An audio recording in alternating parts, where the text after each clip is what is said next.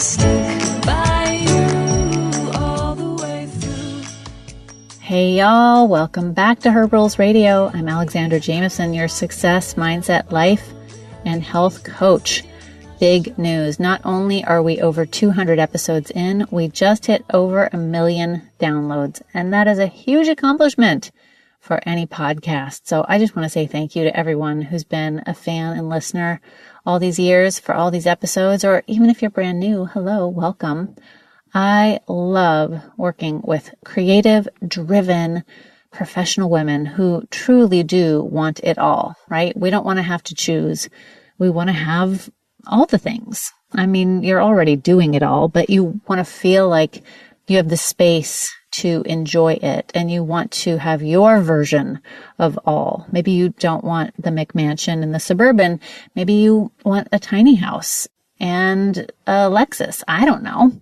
But it would be really awesome if you felt more supported by life to do your all easier. Well, this week's episode is all about emotional eating, holiday stress. Ooh, yeah. And I'm calling it also known as boundaries are the best presents. Yes, because it's officially holiday season. And last week's episode with Leanne Ely was so popular. We talked about how to eat on the holidays and family gatherings when you have special dietary needs, gluten-free, anti-inflammatory, etc., that I put the question out to my Her Rules Radio Crew Facebook group. I posted this question. I'm recording a second show on how to deal with the holidays, food, family, etc. What topics or personal challenges do you want me to include? Well, they all boiled down to two main categories. And there were a lot of responses. But again, it was really like these two main themes that popped up. Number one was how to have boundaries, state your opinion, state your preferences, even in the face of feeling guilty or possibly disappointing someone, but actually finally speaking up for what you want. Now, don't worry, I am going to share my proven method for figuring out your boundaries and how to communicate them easily. And the number two big category was how to stay true to your health and food goals. And I have some suggestions, some phrases that you can practice and use, and some questions that are going to help you make the right choices for you. I call these my 5 magic mirrors. Now, today's show is about the very personal issues that can cause stress for even the most got it all together women. You know, you're probably successful in your adult life, but when you get together with family for the holidays, you know, maybe it makes you feel like a disgruntled teenager or, you know, a mistreated toddler all over again, right? Sometimes the holidays are wonderful and sometimes they're filled with drama and stress, and it's more like forced family fun. And, you know, I just want you to know you're not alone. There's a great expression, a quote: if you think you're enlightened, go spend a week with your family, right? That's by Ram Dass, the teacher. So it's very difficult for some of us to hang out with our family. And I want to go into topic number 1, this big umbrella of how to have boundaries and state opinions. And the women in my Facebook group, the Her Rules Radio Crew, which anyone can apply to join. You just go on over to Facebook and click the groups and look up Her Rules Radio Crew. Donna wrote, as the single family member, I get left out of decisions and I'm expected to do what everybody else wants with people who aren't even my family. Recently, my mother even said, we planned this on a day so the whole family could be there, about an event planned on a day when I was going to be out of town. I felt like an afterthought. When I've asked to host a holiday, like once in a blue moon, everyone is aghast that I would even suggest they not spend it with their in-laws, who they see almost daily. I feel you, Donna. Elle wrote in, being okay with saying no to whatever you're not comfortable with. For me, it's drinking and overcommitting myself. I realize I should put my family and myself first, but the guilt gets to me. All right, Elle, we are going to go into that. Jill wrote, how to work in quiet personal time, a walk, or exercise without offending people, wanting to eat food that's not smothered in goo. Yes. So those 3 topics that came up were really indicative of this larger issue, how to have boundaries and state opinions. So I'm going to take you into what I call my 5 magic mirrors. And this is also for you if you ever say, I second guess myself a lot. I look for outside validation too much. If you're really overly self-critical. So these 5 magic mirrors are ways that I've really boiled down to, it's a framework that I've used with women over the last 17, 18 years that I've been a coach and mentor.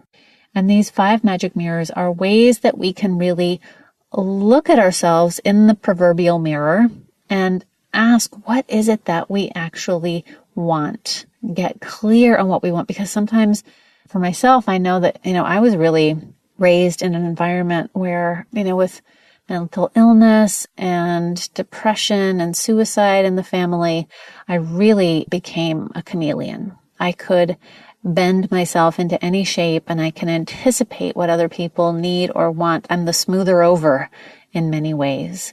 And so I will not even know what it is that I want because I'm so good at knowing what other people need and want.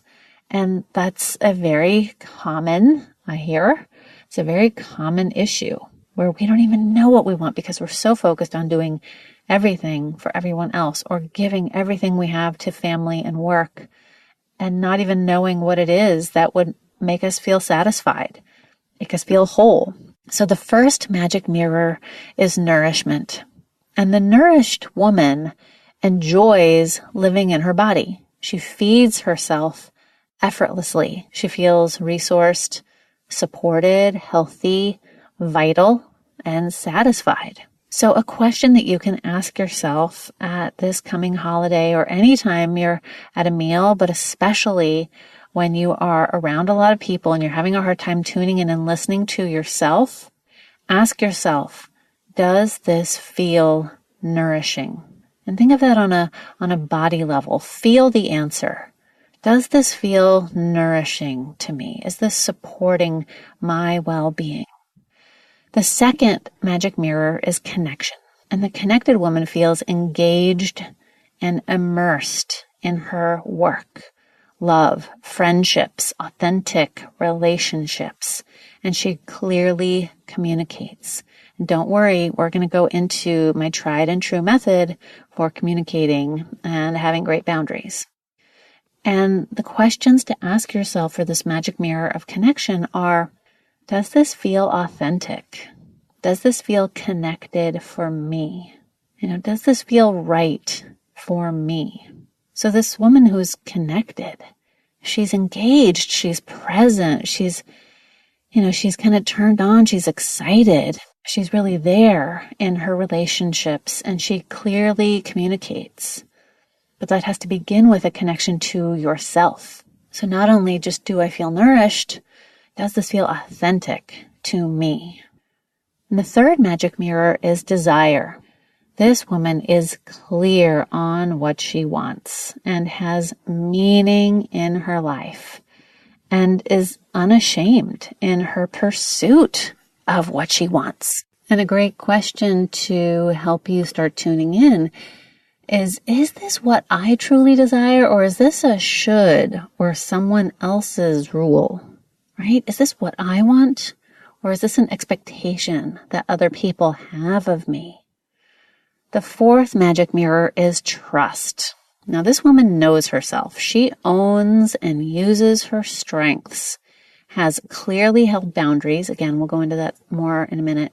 Honors her instincts and intuition, and feels that life supports her in taking risks. Her accomplishments feel valuable and unique to her. So she trusts herself and she trusts life. So ask yourself this question. Am I trusting myself? Am I trusting myself? Do I trust that if I say this thing or do this thing, that I will figure it out or it will be okay? The fifth and final magic mirror is play. You'll know if you've been listening for a while that I'm a big believer in pleasure and play. Well, this woman who has play in her life, this magic mirror, is really important. She enjoys more positive emotions and she knows how to grow them. She's in touch with what helps her feel playful and joyful.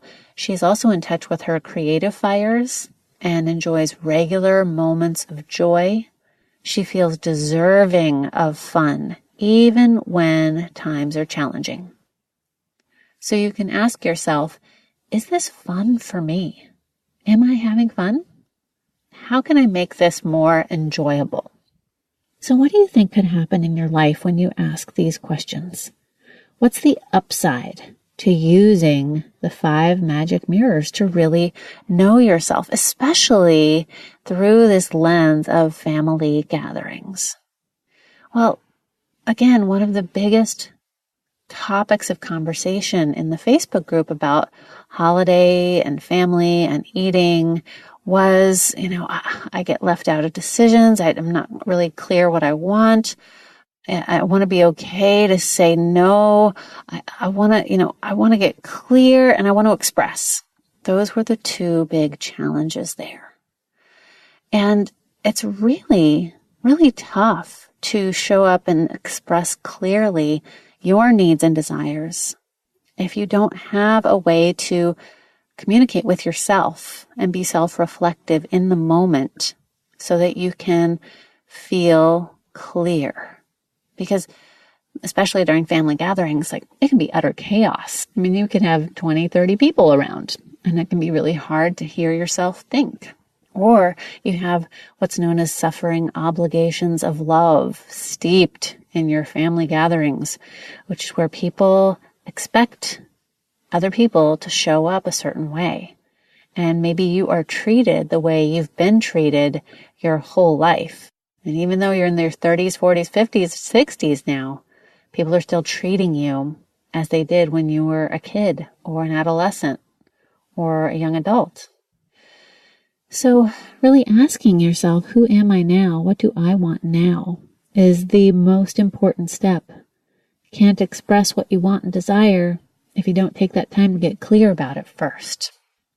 And if you go to herrulesradio.com to this episode, you can see the image that I painted. I'm a watercolorist that shows these 5 magic mirrors.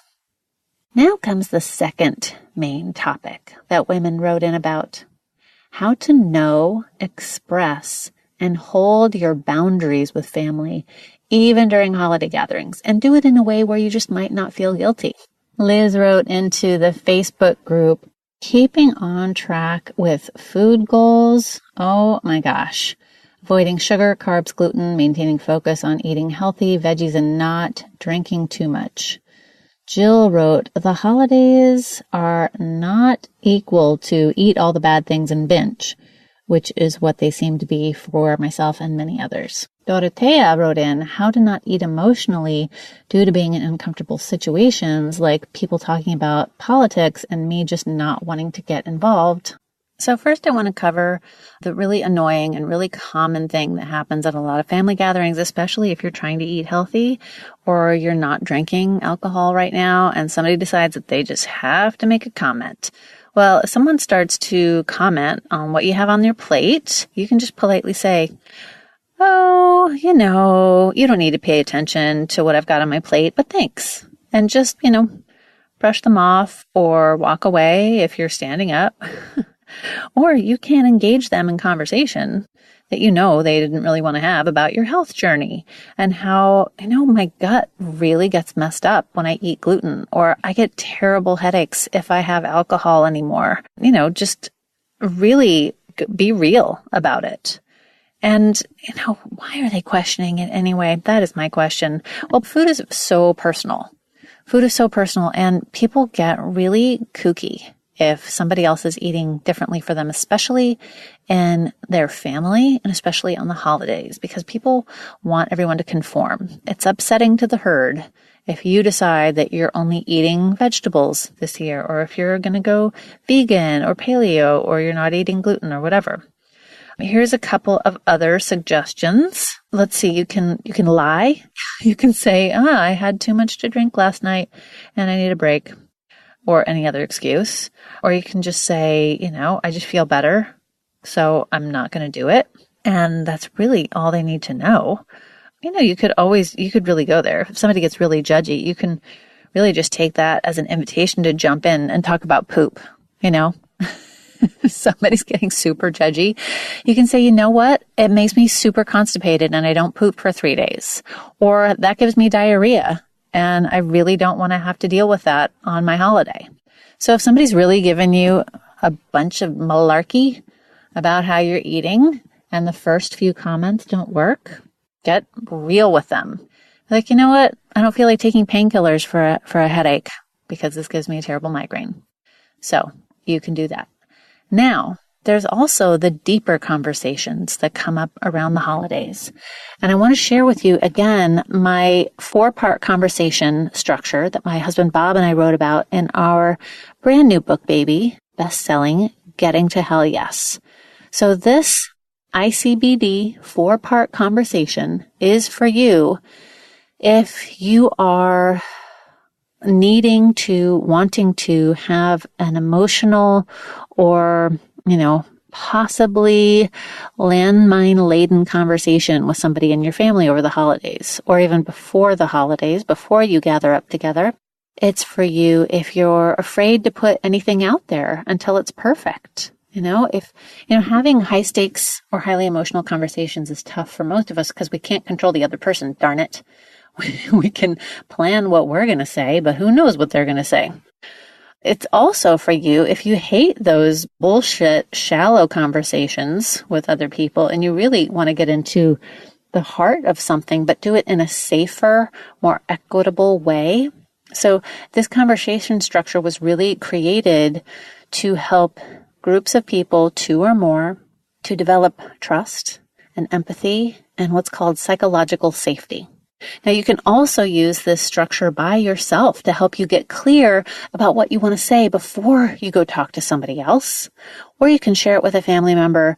I'll give you a quick link that you can use if you want to share it with them before you have a heart-to-heart and just let them know, hey, I would love to talk to you about X, fill in the blank, and here is a structure that I would love to go through with you just to help guide our conversation.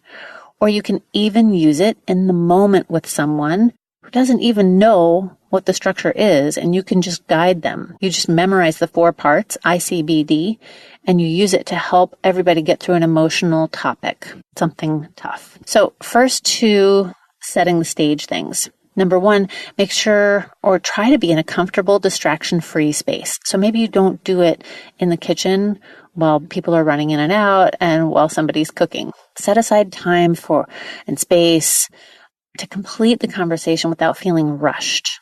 And then name the specific issue that you're discussing and why.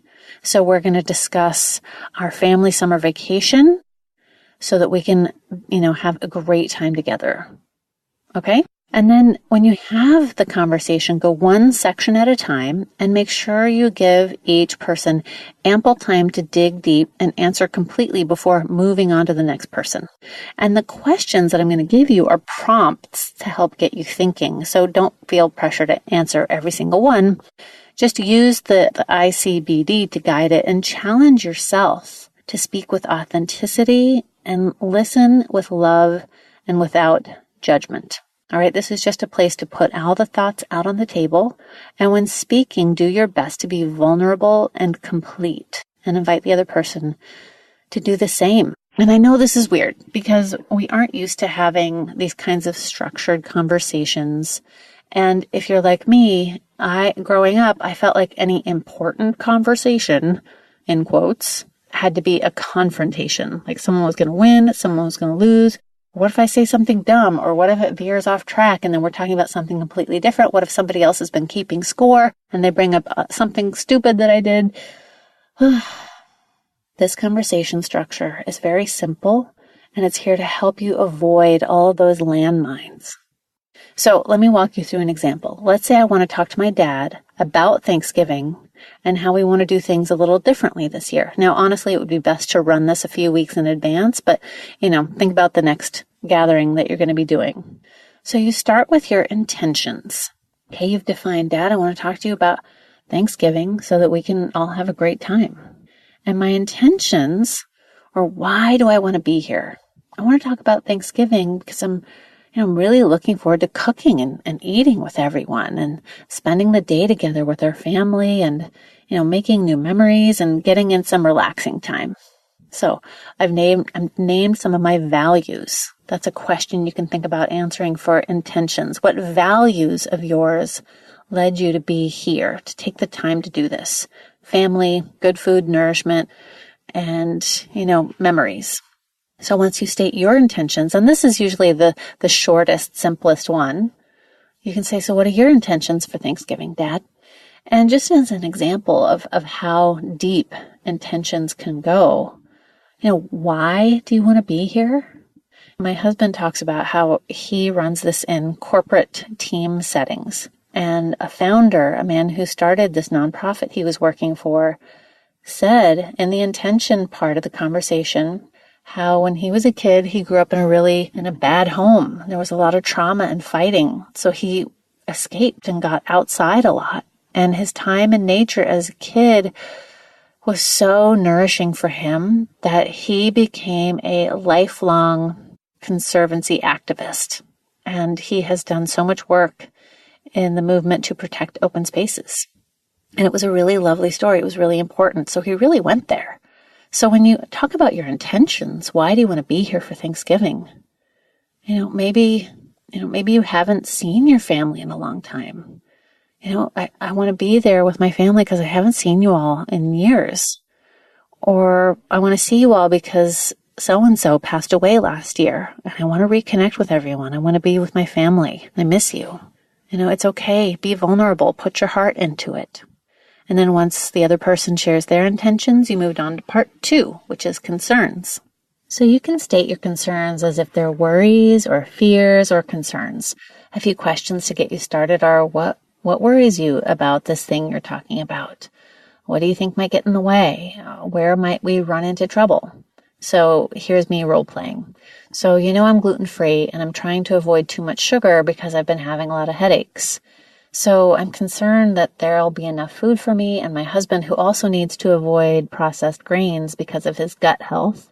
And I'm worried that you'll be offended or Aunt Martha will make some, snide comments if we don't eat everything that you prepare. And I'm thinking that we might run into trouble in the kitchen if it's filled with people trying to make a bunch of additional dishes. So I don't want to make dishes the day of in your house. So what are your concerns for Thanksgiving, Dad?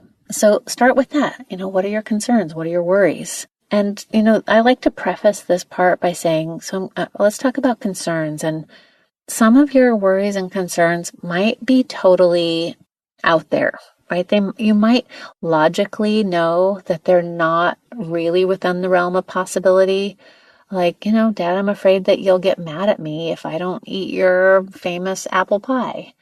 And I don't want to let you down. I don't want you to be mad at me. And, you might be pretty sure that your dad's not actually going to get mad at you. But if it's a fear or concern, this is the place to let that out. It's actually very calming to your nervous system, your lizard brain, your amygdala, to have its fear witnessed, especially by someone who's like, okay, I hear you. And to have that be received respectfully. Now, I hope that everything is received respectfully, but we have to try. We have to try a new way of communicating. So then you ask the other person what their concerns are, and you give them space, and you just listen.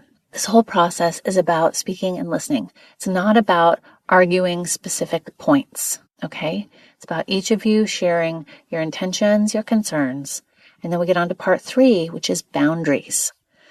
So boundaries are what you need to be at your personal best. It's a line across which you will not go and which others are not welcome. So a couple, you can think of it as, what's your self-care rule for yourself? So here's a boundary in this role play situation. So I'm going to bring a few dishes made ahead of time. I'll bring mashed root veggies, a grain-free dessert, and some sparkling water and cider since we're both not drinking right now. And here's another boundary. I need a little more space right now since we've been working so hard. And I know we're going to have a lot of people in the house and I'm such a light sleeper. So I'm going to get us a hotel room and we won't be staying at your house this time. You can also use this space to say, I'm going to need to go for a walk every day, or I'm going to need an hour by myself. I'm going to take the car and go find a Starbucks, or I'm going to go for a drive. I just need a little quiet time. So what will help you be your best? So here's another boundary. I also need you to know that when I get teased about how I eat, oh, she's the picky one, or so what weird diet are you on this year? That when the family says that, it really hurts my feelings. And Bob and my son, it hurts all of us. And it makes us feel singled out and not welcome, like we're a burden. So what are your boundaries for Thanksgiving, Dad? What do you need to be at your best? And finally, we always end on a high note, and that's dreams. So we've been through intentions, concerns, boundaries, and we end on dreams. So if Thanksgiving goes incredibly well, what will be true? How will you feel? Really end on a high note, really go big. Imagine how great things could be. And this is where, when you start to imagine out loud the best possible outcome, you both can get kind of caught up in it. And then you want to work towards that idealized vision. So my dream is that we have a wonderful time together, that we all laugh, we have great food that we all enjoy, that we make new memories, that we play games, and that we feel really closer to each other by the end of our holiday. What are your dreams for this Thanksgiving, Dad? Now, again, it may feel a little awkward to have a pointed conversation this way. We are not raised to have conversations this way. But is the old way of communicating working for you? And if you want more examples of how the conversation works, or if you want to share the structure with someone in your family in advance so they can check it out and feel prepared, you can go to gettingtohellyes.com and download the book for free, or you can get it on Amazon, or you can get the paperback or the Kindle for 99 cents. But if you go to gettingtohellyes.com and give us your email, then we'll send you a 1-page cheat sheet that you can email or share with your family, and a bunch of other stuff. So here's my dream for you all, that you have a happy, nourishing, memorable holiday, however you choose to celebrate. And on a final note, I'll be offering my own version of a Black Friday sale. Now, I've mentioned I'm a watercolorist on the side, and I have a stack of paintings that you can claim on a donation basis, and it's a minimum of $5. And I'll tell you why, which is, minimum $5 plus shipping, which is usually $10 to ship them safely. So you can get a very cool watercolor painting for yourself or as a present that you can give to someone. And all of the profits I'm donating to the Native American Rights Fund and their project, the Native American Voting Rights Coalition. And you can go check it out at narf.org. It's a certified nonprofit by the Better Business Bureau. And you can follow me and see the paintings this week, Thanksgiving week. And all through, I'll probably do this for a couple of weeks actually, but really only, maybe through December 6th. Let's say that through December 6th, I'll have art that I'm going to be selling, donating all proceeds to the Native American Rights Fund and the Native American Voting Rights Coalition. So follow me on Instagram and you can see the pictures I'll be posting at Delicious Alex. And I'll be posting paintings, and you can bid on the one you like. I'll be in touch to get you a pretty piece of art. And I'll post the pictures at herrulesradio.com also, so you can see them and tell me which one you want and how much you want to bid. And I'll be taking payments through PayPal. And you can join the Her Rules Radio Crew Facebook group, and I'll be posting the pictures there as well. And it's where our community of over 1,600 listeners connects on the regular. So just go to Facebook and search Her Rules Radio Crew. All right, my darlings, I hope that you have a stress-free holiday, that you have good food and make beautiful memories. Take good care, rulers, and I'll be back here with you next week. Mwah.